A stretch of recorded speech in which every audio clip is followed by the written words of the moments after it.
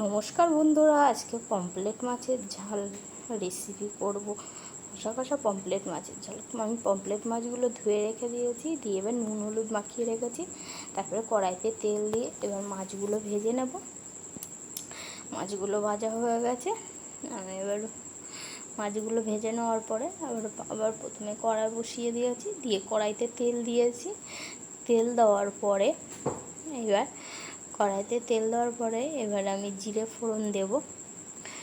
জিরে ফোড়ন দিয়ে তার মধ্যে আমি আমি পেঁয়াজ বেটে রেখেছি, পেঁয়াজ বাটাটা দিয়ে দেব।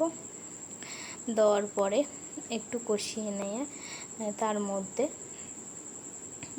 একটু আদা রসুন পেস্ট দিয়ে দেব। দিয়ে আবারও কষিয়ে নেব। কষিয়ে এর মধ্যে জিরের গুঁড়ো দেব। তারপরে হলুদ দিয়ে দেব।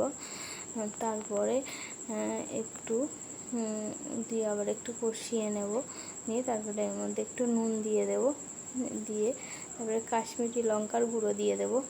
দিয়ে এবারে অল্প একটু জল দিয়ে কষিয়ে নেওয়ার পরে মশলাটা যখন একটু তেল বার হয়ে যাবে, তারপরে টমেটো দিয়ে দেব। দেওয়ার পরে এবার একটু মশলাটা যখন কষানো হয়ে গেছে, কষানো হয়ে গেলে এবার এর মধ্যে জল দিয়ে দেব। দিয়ে জলটা পরিমাণ মতো জল দেব। দিয়ে এবার যখন ফুটে যাবে, জলটা যখন টকবক করে ঝোলটা ফুটবে, তার মধ্যে মাছগুলো দিয়ে দেব। দিয়ে এবার 3 থেকে 4 মিনিট মতো ফুটিয়ে নেব।